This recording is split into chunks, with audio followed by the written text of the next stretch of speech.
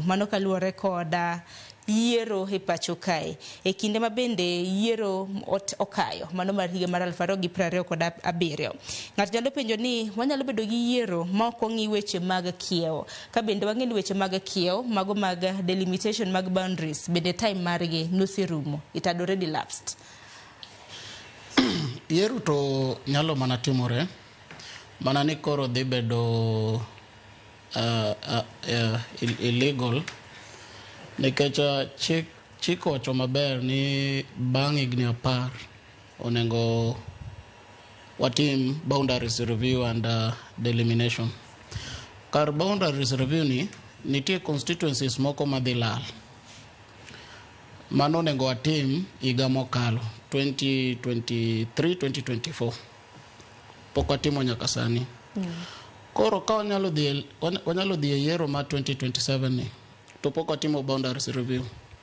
To according to this report ma delimitation mar boundaries review, ka nitie constituency moro ma dhi bedo maonge, to constituency ni participate gi returning officer o e court, nyalo bedo challenged ni these people were not represented. Issue ma representation because according to the delimitation ma constituency man onego obed dissolve kata onego merge gi moro ema ka ng'ato dhi e doho to that entire election nyalo bedo nullified. Maiso ni chalo mana kayiem nono to ki an my own personal view okapar ni ka dhi bedo gi yiero 2027.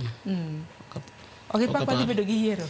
Okapar kada mana ka pono ni doho dishi makabuono wan ng'ada ni jod bura nyalo dhi mbele gi puodho jogo kuma bende jatend piny Kenya no walo.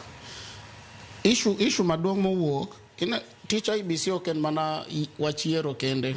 Wach boundaries review ni be ng'eny moloyo kata wach yiero nikech yiero en gimoro ma once in a while. Voter registration onge continuous voter registration mosetim from 2022.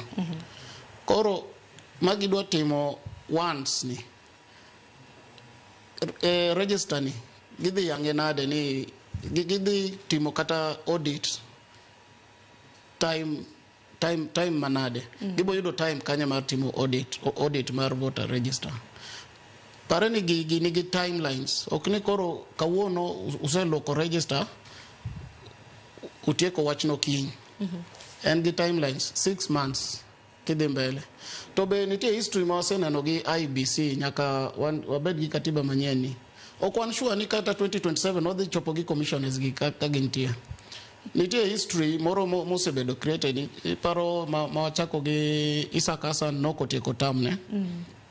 Chebukati ne en gi jalop ni ilongo ni Nkatha.